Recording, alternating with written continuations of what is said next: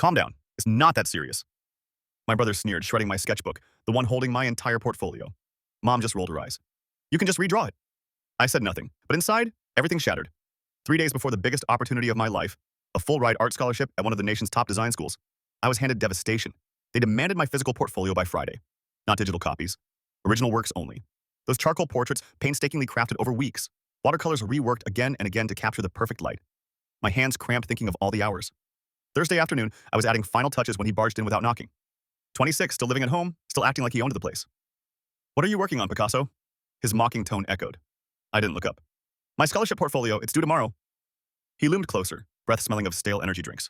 Looks like the same old stuff you always draw. How is this even worth a scholarship? Please, I need to finish it. Then he grabbed my sketchbook, the fortress of my dreams. 12 finished pieces, carefully slipped into protective sleeves. Give it back, I said, rising. He lifted it like a trophy. Make me. I reached for it. He stepped back. Maintaining eye contact page by page, he tore it apart. Not a single sheet spared. My self-portrait, shredded. The landscape series, ripped. The figure studies, destroyed. Pieces fluttered down like paper snow. Calm down. It's not that serious, he smirked, dropping the remains to the floor. Frozen, I stared at 2 years of work turned to confetti. Mom appeared, asking, what's all this noise? He just destroyed my scholarship portfolio, I said. She surveyed the mess, sighed, and said, you can just redraw it. You're being dramatic. The deadline's tomorrow, I whispered. Then you should have started sooner. Dinner's ready, she replied, walking off with him. Left in the wreckage, I didn't cry or yell. Something cold settled inside me. Then I remembered the biggest irony.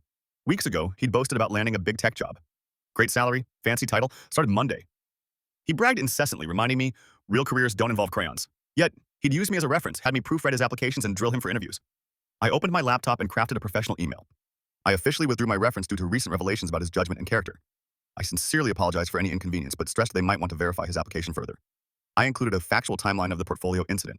No emotion, just facts. Photos with timestamps attached. Then I sent similar notes to 3 other references he'd listed. All family friends who'd promised favors, urging them to reconsider. After sending all 4 emails, I went to bed. The next morning, I called the scholarship committee.